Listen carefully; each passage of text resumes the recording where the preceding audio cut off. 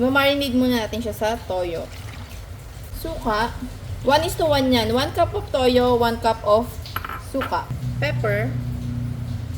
And halu-haluin natin. Make sure lang na nagugas kayo ng kamay bago maghalo. Marinate muna natin for about 15 minutes. And then, mag-isa na tayo ng bawang at saka sibuyas.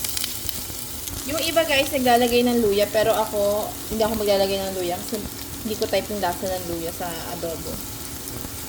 Lagay na natin yung paa ng manok na minarinate natin.